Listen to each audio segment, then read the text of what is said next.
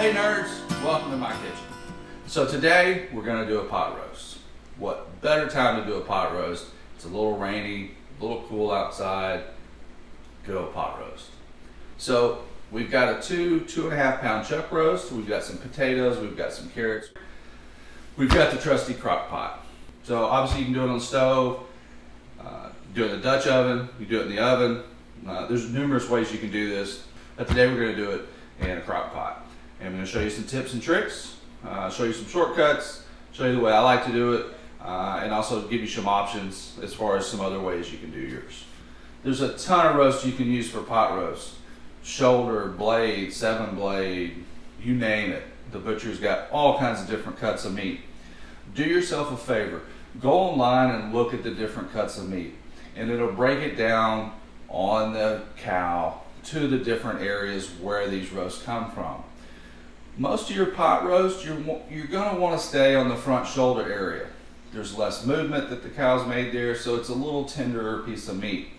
So that's why I stick with usually the chuck roast, the shoulder roast. I stay away from the rump roast, just simply because it's a little tougher cut of meat, it's a little leaner, takes a little bit longer to cook. I also stay away from any of the sirloin roast. The sirloin roast, same kind of concept, a little less fat, a little tougher. They react more to a dry heat. So if you're going to do like an oven roast, standing roast, something like that, or even outside in a smoker, those work really well for that. So with that being said, we've got a chuck roast. I don't have the original package. Basically what I do is when I buy these on sale, this was bought probably about a month ago. I buy them on sale, I take them out of that package. I have a food saver system, so I put them in there, vacuum seal them, stick them in the freezer. Now, if you were to go out and buy this today and you're going to cook a roast tomorrow or this afternoon or something like that, leave it in the original packaging, put it in the fridge, put a tray underneath it, bowl, whatever, to keep those juices in there, because it will bleed. Now, also, before you cook your roast, bring it to room temperature. I'm sure it doesn't matter as much on roast and these long cooking items. However, your steaks and stuff like that, it does matter. So it's just a habit of mine. I go ahead and bring them out to get to room temperature, because you want the whole roast to be pretty much the same temperature when you start cooking it. Okay, so enough of the educational programming. Let's cook. Okay, so now we're going to start cutting up some veggies, getting the crock pot ready so we can take the next step on the pot roast. So I like using these slow cook liners. You don't have to, obviously feel free.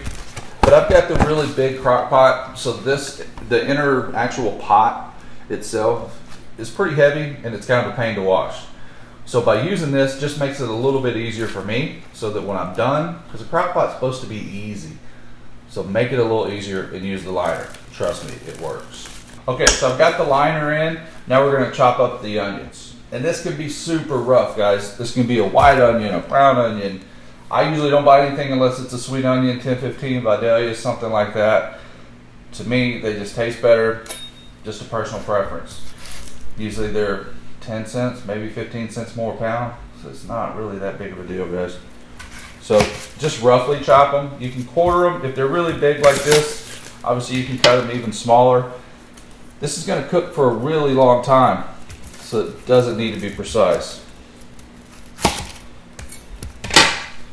So just kind of cut them, get some of the skin off.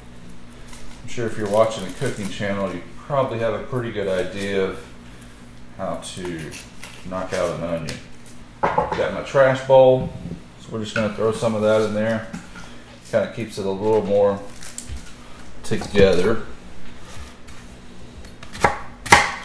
And just throw that in the bottom of your crock pot.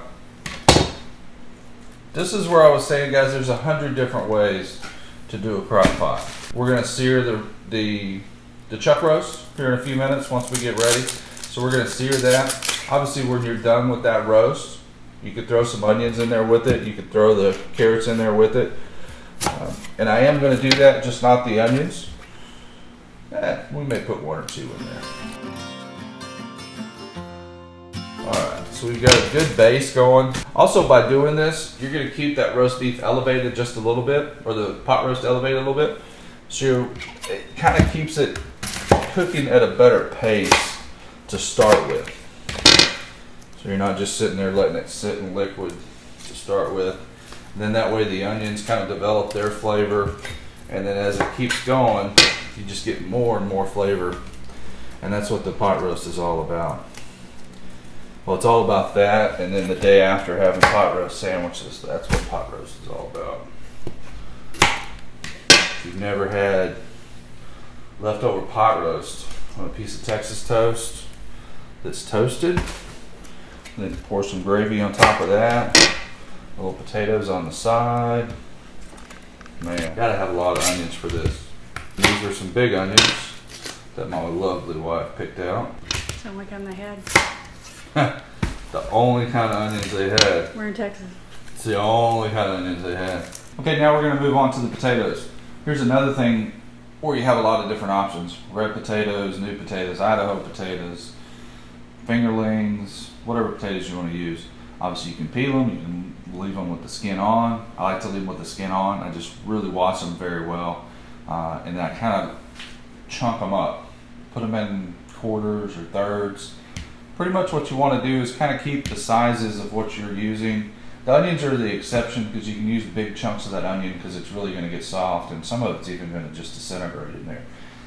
So try and keep the pieces about the same so your carrots and your potatoes are going to be nice chunks. But that's up to you. I mean, you can make it as big, or you can put the whole potatoes in there. You know, if your crock pot's big enough to hold it, throw it in there. It's totally up to you. So all I'm going to do with these is I've already washed them and scrubbed them and cleaned them, so they're ready to go. So we're just going to take and just kind of quarter these up, and then I'll stick these back in a bowl. We'll wait for the chuck roast. When we sear that, we'll wait for that. We'll put that in there, and then we'll cover it with the potatoes and the carrots. Okay, so we'll get these chopped up real fast for you, and we'll be right back.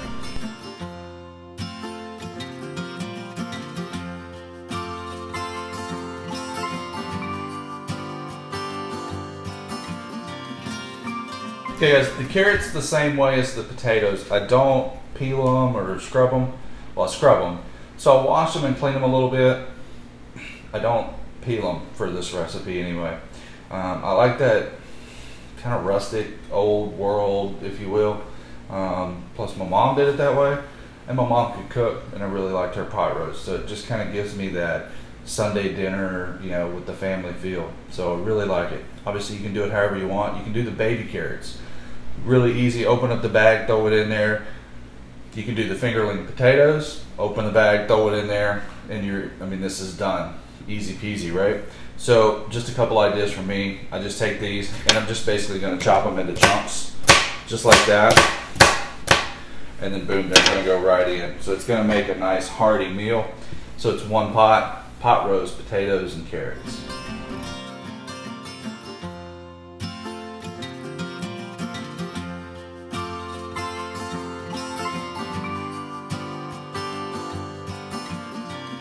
Okay, now we're ready for the meat, the good part.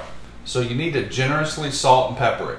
And I mean, there's a lot of vegetables in this, guys, so don't be shy with it. Lots of salt and pepper, some coarse ground pepper, some kosher salt or some coarse ground salt. Like I said, be generous. There's lots of veggies in here. And also, don't go crazy with it because you can always salt and pepper at the end, but you want to make sure you get that layer of flavor started and really get that complexity going. So you have those different layers in there, because what we're going to do is we're going to add another layer when we take it over to the cast iron skillet, and we're going to sear it on all sides. So there's another depth to that layer. Also, when I was telling you guys about 100 different ways to cook your pot roast, here's where another section comes in. A lot of people are going to salt and pepper and then put a light coating of flour, and then they're going to stamp that in or spank it in. They call it spanking your meat. I didn't make it up. So you're going to put that on there, then you'll put it in the cast iron skillet, sear it on all sides. So now you're going to get the beginnings of the gravy where you start your roux, and then you put it in the crock pot. So now it starts to thicken up. Okay. There's also some other steps at the end.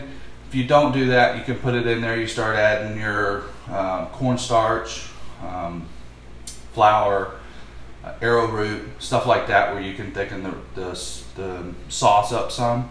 So I'm going to do a little bit differently. I'm going to take a shortcut today to show you how easy this can be, but just giving you some other ideas, some other avenues that you can take in with you.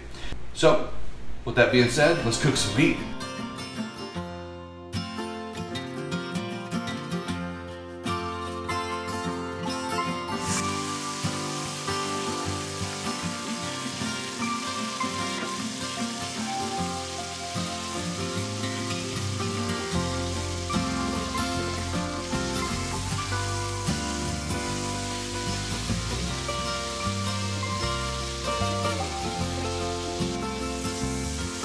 Okay, so we've got the roast out of the skillet. We've got a nice caramelization on it. So now we're just going to throw that in the crock pot right on top of those onions. It's going to be a full pot. So I was going to do this over on the stove and I kind of forgot. So we're going to bring it over here. So the skillet that we just got all those nice juicy bits in, a couple ways you could do that so we can deglaze the pan. You can use beef stock, you can use balsamic vinegar, you can use red wine, house wine, you can water, you can use a lot of different things. But for this one, I think I'm just going to use some stock, and it's pretty simple. Okay, so we're just going to pour some of the stock into the pan. Now, if it was on the hot heat, obviously it would kind of boil up on us a little bit. Also, this is where you can add mushrooms. You could add your onions if you wanted to saute them. You could add a little bit of your cornstarch to help thicken it up. But all I want to do is just get some of those parts off the bottom of the pan because there's a ton of flavor in there. Hopefully everybody here has a cast iron skillet. Make these types of projects much, much easier. Alright, so I think I've just about got it. So I'm just going to take this, dump it over the meat. And then I'm going to show you the next little quick and easy step. It's kind of a cheater step. You don't have to tell anybody that you do it this way, because I don't. Okay, here's my little cheat. It's a can of the package of the brown gravy. Obviously you don't have to do this. Like I said, going back to the skillet, you could have put some mushrooms, some of the onions, deglaze the pan, add a little flour, add a little cornstarch, broth, build it all up. Once it's all done, strain your broth, bring it back to a boil in another pan. You could do all this, but you know what? This works pretty well. So, it's easy. So just take one packet of your brown gravy mix. And I found a low sodium one. I like to try and keep the sodium kind of low. That way let me control the salt.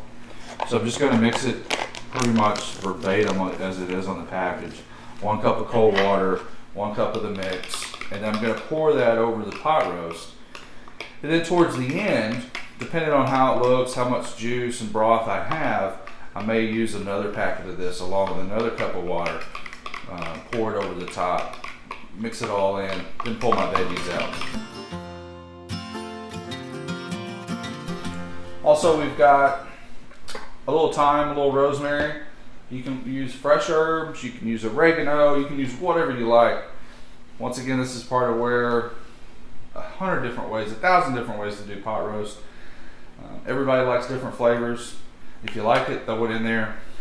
Dried, you're probably looking at maybe 2 teaspoons each, maybe a tablespoon, but it just depends on how much you really, really like it. So you're going to have a lot of beef flavor in here with the gravy, and then obviously some of the beef broth and the chuck roast. So a little bit of herbs is really going to help it out. So now the veggies get dumped in. We're going to fill this to the rim with BRIM. Alright, look at that. Nice and full. Spread it out a little bit. And don't worry about it being too full, because as this cooks, this is really going to shrink down. You have those onions on the bottom. Those onions are going to get really soft and kind of condensed, as well as the meat. So here's the gravy. We're just going to pour this brown gravy right over the top. Okay.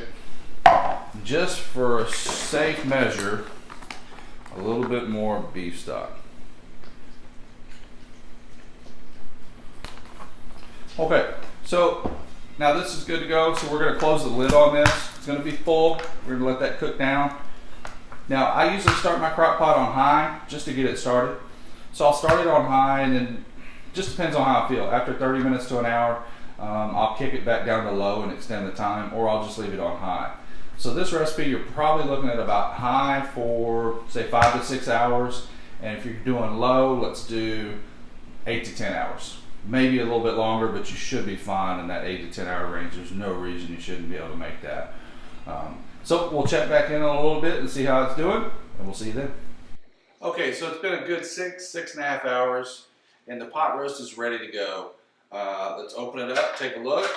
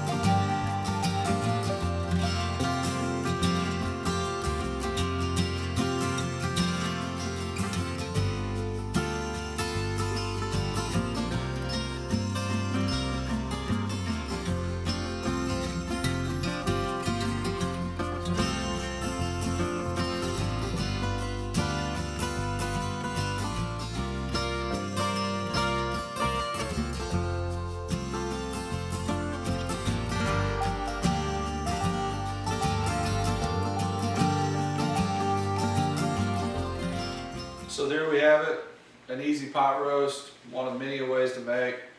I think it turned out pretty good. If you made it, definitely tell me, hey, this was pretty good, or you know what, it wasn't all that great. But I think you'll enjoy it, so don't forget to like, subscribe, all that other cool stuff, and we'll see you next time.